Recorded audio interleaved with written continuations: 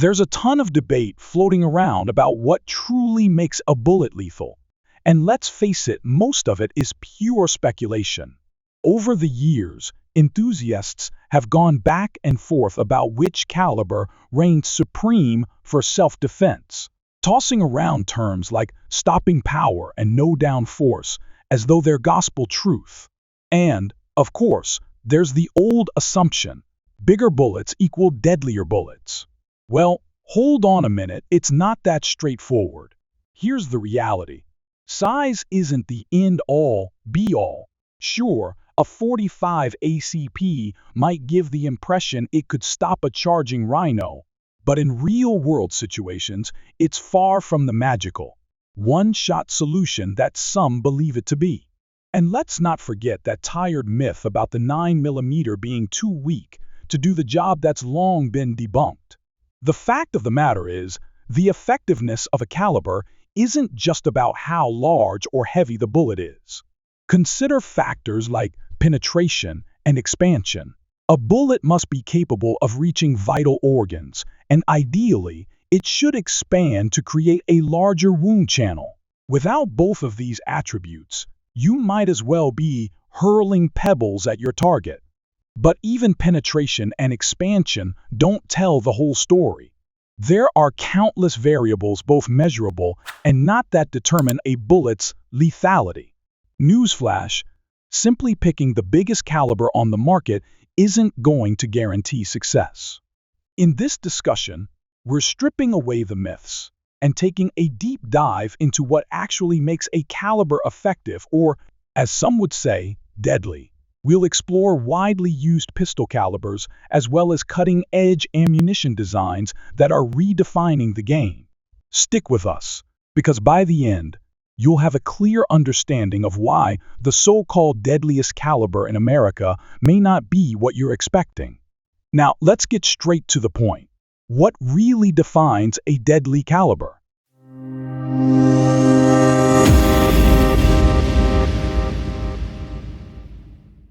Magnum Calibers. When deadly calibers come up in conversation, the usual suspects are the heavy hitters like the .44 Magnum, the .454 Casull, and similar powerful options. These calibers, built for big game hunting, are typically housed in large frame revolvers and designed to deliver immense stopping power. The .44 Magnum often utilizes bullet weights around 240 grains, achieving speeds between 1,200 and 1,300 feet per second when fired from a 6-inch barrel. This generates muzzle energies ranging from 750 to 900 ft. The .454 Casull steps it up, firing 300 grain bullets at velocities of up to 1,600 feet per second, delivering muzzle energies surpassing 1,600 FTLB.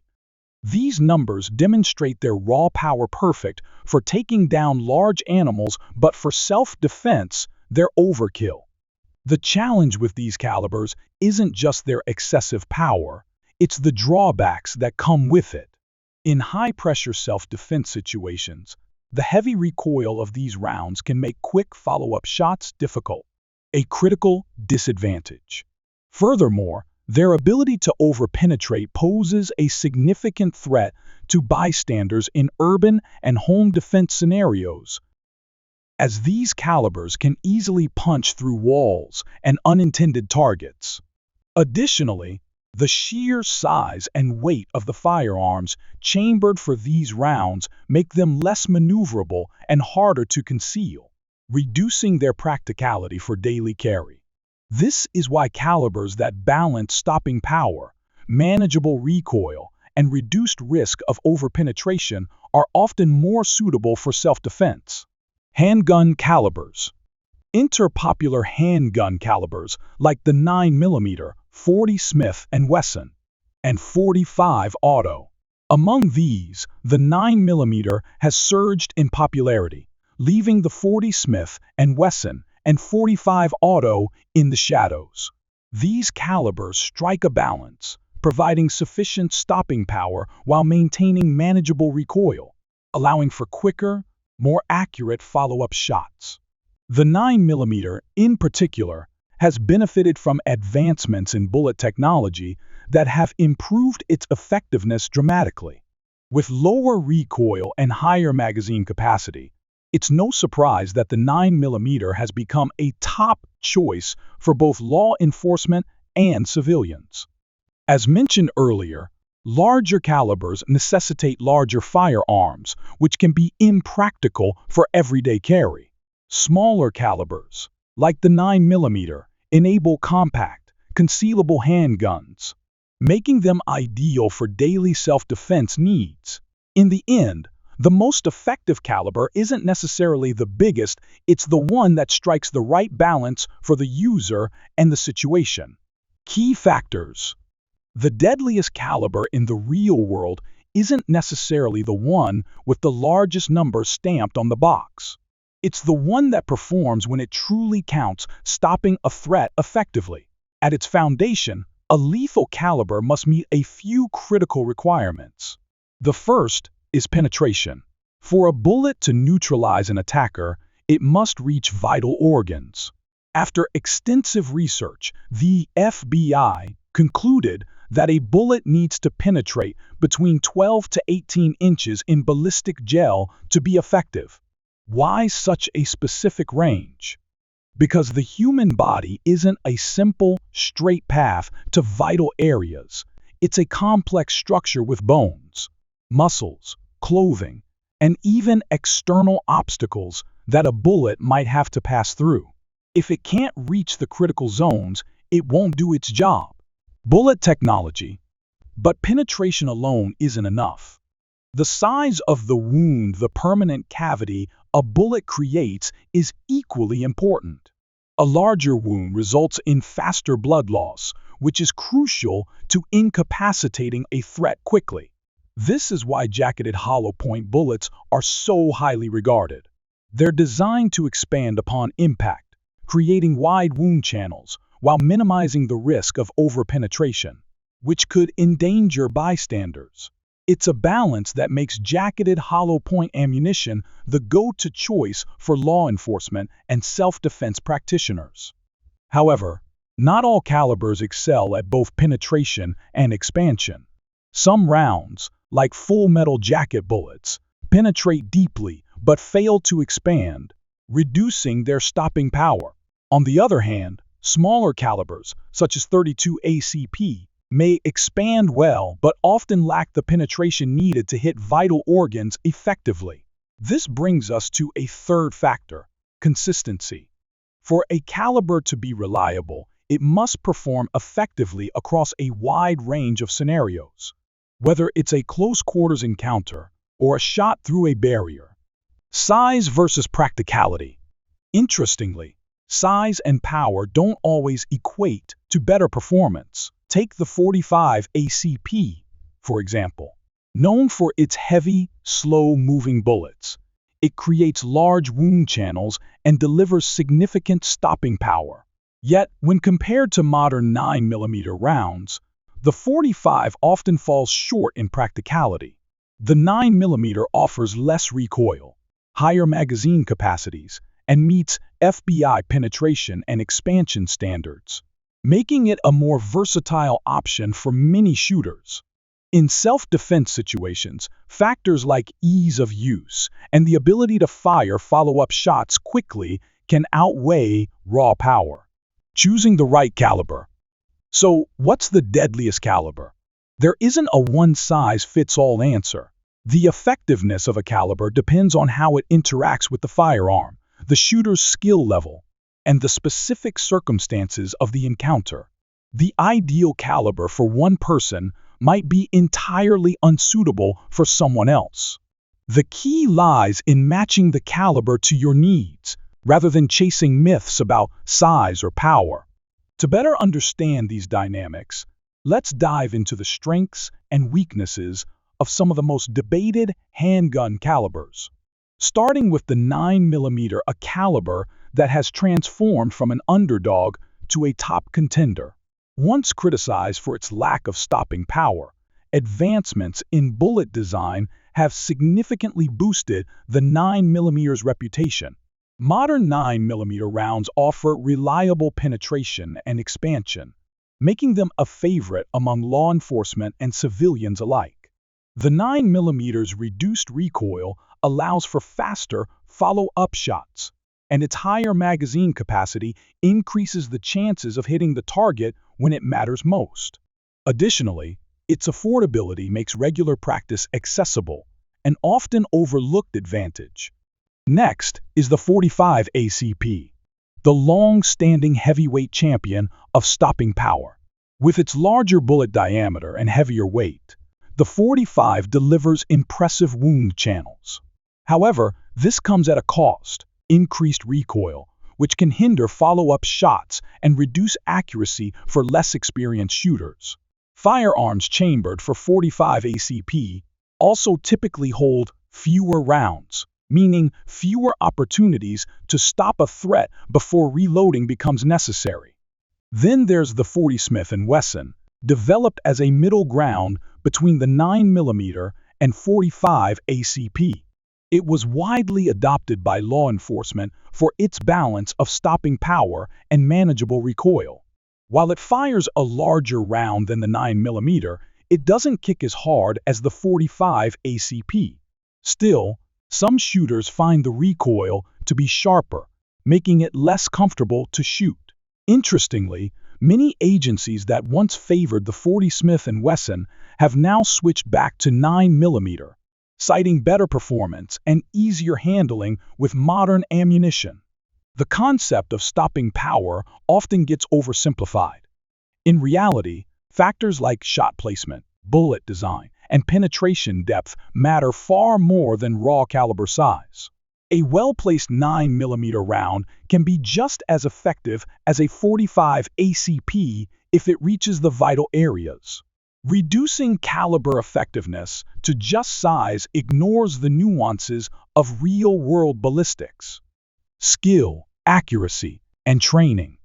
Two critical factors that determine how a bullet performs in a self-defense scenario are penetration and expansion. These are more than just technical jargon. They are the backbone of a caliber's ability to stop a threat. Penetration is essential because it ensures the bullet can reach vital organs, even after passing through barriers like clothing or limbs. The FBI's recommended penetration depth of 12 to 18 inches in ballistic gel reflects the realities of human anatomy and potential obstacles.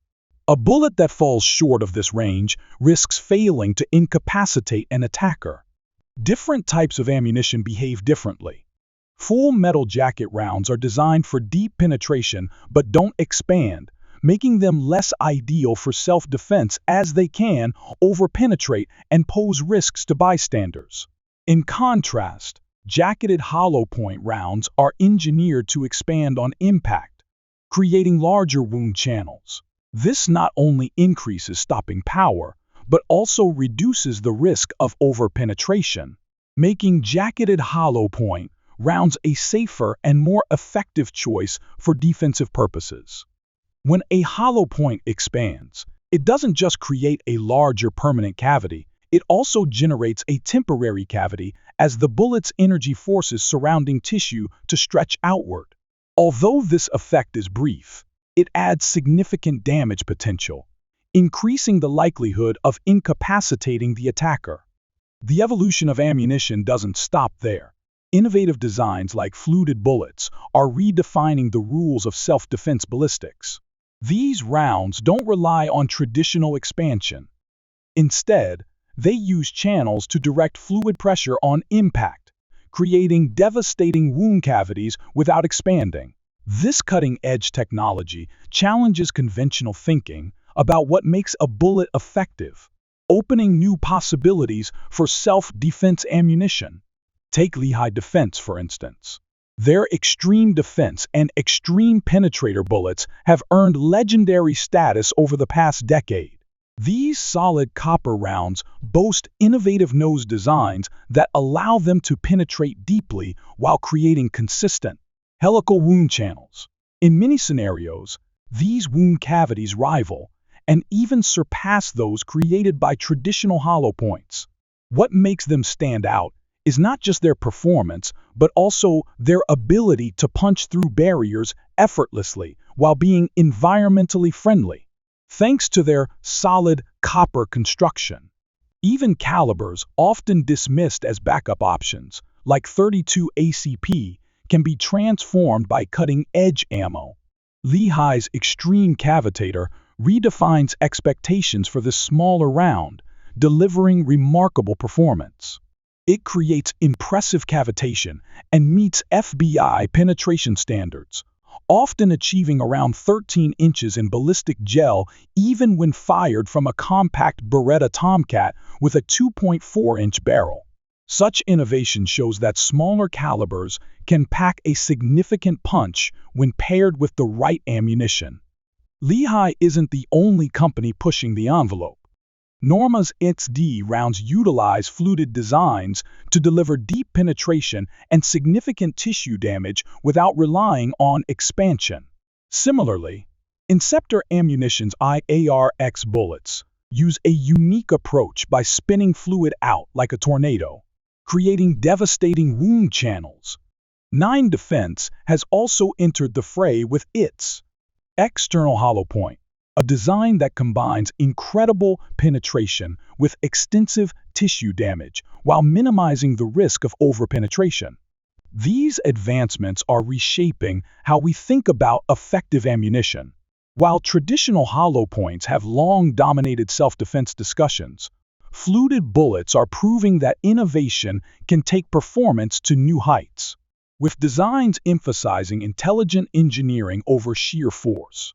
The future of self-defense ammo looks incredibly promising. However, even the most advanced technology must function in real-world conditions, where variables are unpredictable. The effectiveness of a caliber isn't solely determined by its size or its ability to penetrate a set depth. It's about how well the shooter can use it. A smaller caliber, when paired with proper training and precise shot placement, can be far more effective than a poorly aimed shot from a larger caliber. In self-defense, shot placement reigns supreme. No matter how powerful or advanced the ammunition, it's the ability to hit critical areas that determines the outcome. That's why consistent practice, familiarity with your firearm, and maintaining composure under stress are vital. It's not enough to own a high-performing gun, you must be proficient in its use. The long-standing debate over the minimum caliber for self-defense continues, with some insisting that anything below a 9mm is inadequate, while others argue that proper training makes smaller calibers viable. Ultimately, the best caliber for self-defense is the one you can handle confidently and accurately. Conclusion. So, what is the deadliest caliber? After unpacking the myths and realities, the answer is clear. There is no single deadliest caliber. Penetration, expansion, and wound cavities all contribute to effectiveness. But at the end of the day, it comes down to the shooter's skill, training, and preparation. Even the most advanced ammo, like fluted or fluid transfer monolithic designs, depends on the user to deliver results. The deadliest caliber is the one you can wield effectively with ammunition that suits your needs and performs reliably in real-world scenarios. Power alone doesn't win. Precision and preparation do. Now, we want to hear from you. What do you think is the deadliest caliber? Share your thoughts in the comments. If you enjoyed this video, don't forget to like, subscribe, and hit the bell for updates on our latest content. Stay prepared, stay focused, and until next time, stay safe.